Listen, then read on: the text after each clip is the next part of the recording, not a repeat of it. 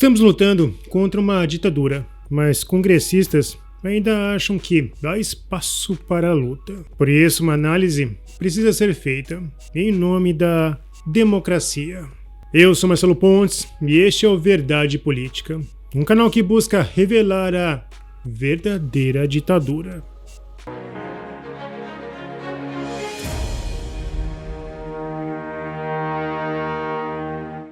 Uma das perguntas mais intrigantes da nossa história, com certeza é: por que ditadores não se veem como ditadores? Entre as várias explicações, há três possibilidades. 1. Racionalização do poder. Ditadores frequentemente acreditam que sua concentração de poder é necessária para preservar a ordem, proteger o país ou implementar reformas importantes. Eles frequentemente se veem como salvadores ou protetores, em vez de opressores, justificando ações repressivas como medidas indispensáveis para o bem comum. E normalmente há a conotação de que eles seriam as forças do bem. 2. Construção de narrativas. Líderes autoritários constroem narrativas que os posicionam como legítimos representantes do povo ou de uma causa maior. Usam propaganda para reforçar sua imagem como figuras benevolentes ou indispensáveis. A censura e o controle da mídia ajudam a silenciar críticas e perpetuar essa visão.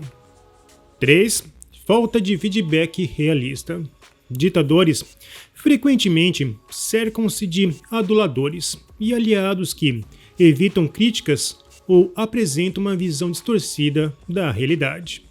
Isso cria uma bolha de isolamento, na qual o líder acredita estar governando com legitimidade e apoio popular, mesmo que isso não seja verdade. Em 2015, Olavo de Carvalho publicou um texto forte com vários elementos para avançarmos no debate. Todo sistema representativo nasce da democracia direta. Quando morre, desaparece dentro dela como as árvores que tombam, afundam na terra. A soberania popular tem de se impor, passando por cima das instituições, que atraíram e só servem à minoria voraz. A classe política inteira é inimiga do povo brasileiro. O centro decisório tem de sair de Brasília e instalar-se nas ruas. O sistema representativo morreu de podre. Democracia direta já. Para Olavo de Carvalho, democracias, assim como ditaduras, nascem através de um golpe. Isso pode fazer algum sentido, pois interromper um processo não democrático seria um golpe segundo aqueles que estabeleceram uma ditadura. Porém, o grande debate é como reconhecer quem é o ditador e quem é o democrata. O ditador recorre ao poder do Estado quando a persuasão falha, enquanto o democrata aposta no convencimento, evitando depender da força do Estado. E o convencimento está atrelado à vontade popular, e é por isso que representa a democracia. O termo golpe branco refere-se a uma forma de golpe de Estado que não ocorre por meios violentos. Neste contexto, recorrem-se a métodos legais, institucionais e políticos, com o objetivo de desestabilizar ou até derrubar um governo democraticamente eleito, ou suprimir uma corrente de pensamento. Essas ações, muitas vezes, se disfarçam de legalidade, mas podem ter como finalidade minar a confiança pública, limitar a governabilidade ou enfraquecer a legitimidade de uma liderança ou ideia. E é chamado de branco, pois não se recorre a uma força militar ou ativista. O jurista Fabrício Rebelo publicou uma reflexão interessante sobre esse tema. Em ciência política, há dois meios consagrados para se empreender um golpe de Estado. O mais comum é o por meio da força, a intervenção violenta, que inclusive tem sua tentativa expressamente criminalizada no Brasil. Há, porém, também aquele que se denomina golpe branco, em que não há emprego de violência, mas a utilização da própria estrutura institucional para se anular a vontade do povo, exercida por seus representantes eleitos, e impor a exclusiva vontade de uma pessoa ou um grupo. Na Venezuela, por exemplo, o golpe se consolidou quando o poder judiciário assumiu as funções do poder legislativo, passando a legislar de acordo com os interesses do governo. A repressão pela força se intensificou já depois disso. Em suma, assim, sempre que se instalar um cenário em que os poderes democráticos deixam de funcionar como deveriam, com um assumindo funções do outro, há uma realidade em que o golpe já foi dado. E falando em Venezuela, as provas de que as eleições no país foram fraudadas ganhou uma coletiva no Senado. Eu recebi uma ligação da senhora Maria Corina Machado, que todos sabem que é a grande oposição no governo da Venezuela ao atual governo, que foi candidata e foi retirada a sua candidatura. Ela colocou uma outra candidata, uma outra senhora Corina, que também foi retirada. A senhora Maria Corina me pediu que recebesse um emissário seu aqui no Brasil com as atas das urnas de votação de 85% dessas urnas da Venezuela. Essas atas na Venezuela é o que vocês chamam aqui no Brasil o boletim da urna. O boletim da urna na Venezuela, a lei diz que as testemunhas que tem cada candidato possam pegar nelas e ter o resguardo dessa informação. A imagem certa em digital dessas atas.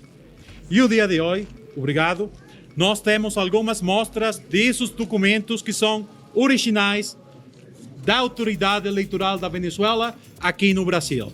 Que é original e que o CNE, como vocês possam ver, dá em papel oficial do CNE a cada uma das testemunhas, foram processadas e colgadas num site web, e temos muitas destas. Nós tivemos acesso a 85% destes documentos que são legais originais. Nesses documentos, o Edmundo González Urrutia tem os 67% dos votos. E o Nicolás Maduro tem só 30% dos votos. Nessa altura, não podemos passar panos. O Congresso é o grande culpado por estarmos nessa situação. A corda já arrebentou, apodreceu, virou adubo para melancias policialescas e agora o povo está sendo devorado por essas melancias. A Câmara dos Deputados, que se finge de morta na maior parte do tempo, esboçou uma reação. Um dos deputados perseguidos pela polícia de Lula publicou o discurso de Lira, Marcel Van Hatten. Inicio esta fala nessa sessão ordinária destacando que um dos pilares que sustentam o pleno exercício do mandato, a imunidade material do discurso parlamentar, esse direito consagrado em cláusula pétrea pelo Constituinte de 1988, assegura a cada um de nós, deputadas e deputados, a liberdade plena de palavra em nossas manifestações feitas em plenário. Eu faço um corte aqui para dizer que esta presidência respeita, por mais que discorde, de determinadas falas que são feitas nestas tribunas, nesta e naquela. Muitas vezes até faço de conta que não as ouço, para não aumentar o debate nem polemizar com quem eu acho que não tem razão. Mas tenho a obrigação de respeitá-las, porque esta tribuna ela é inviolável. Eu vou nominar essas duas, para não nominar que eu acho que o corregedor deveria tomar alguma posição. Elas não merecem o tratamento que estão tendo, nem da Polícia Federal, nem nos órgãos do Estado brasileiro. Deputado Van Hatten e deputado Gilberto Silva, não são merecedores dos inquéritos, dos indiciamentos que foram feitos a esses deputados. O parlamento não é e não pode ser alvo de ingerências externas que venham a coibir o exercício livre do mandato. Recordo aqui o caso do deputado Moreira Alves, que durante o regime militar foi alvo de retaliação justamente por sua coragem em defender a democracia e os direitos dos cidadãos. Sua cassação, baseada em discursos feitos na sagrada tribuna desta casa, marcou um dos episódios mais sombrios de nossa história legislativa e serve como alerta constante para nós que aqueles que tentam restringir nossa liberdade de expressão legislativa desconsideram os danos profundos que essa prática causa ao Estado democrático de direito. Essa fala foi muito pensada e, mais uma vez eu digo, não é para agredir nem para enfrentar ninguém. Agora a casa, na sua procuradoria, na sua advocacia, vai chegar aos últimos limites para que respondam por abuso de autoridade quem infringir a capacidade dos parlamentares nessa casa. Mas a maioria dos brasileiros reconhecem que essa história é para boi dormir. O Estado policialesco está perseguindo parlamentares de direita. Sim, é um absurdo. É um absurdo. Mas o Congresso não vai fazer nada? Com certeza. Como eu falei, é um absurdo. Mas, peraí, não vai ter ação? Claro que vai. Eu já fiz um discurso.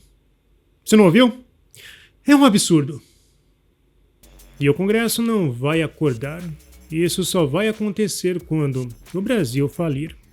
E para quem espera uma reação agora, espere sentado. Afinal, o maior partido em Brasília continua sendo o PMD, o Partido da Moralidade Duvidosa. E esse partido está disposto a manter o status quo para preservar os interesses próprios em detrimento do próprio país. E a verdadeira agenda deles não é a justiça, mas a perpetuação de um sistema de favores que há tempos se consolidou em Brasília. Bom, se você apoia a Verdade Política, não se esqueça, curta, comente e compartilhe. Clique no sininho para você receber as nossas notificações. E vamos continuar na luta em prol da verdade.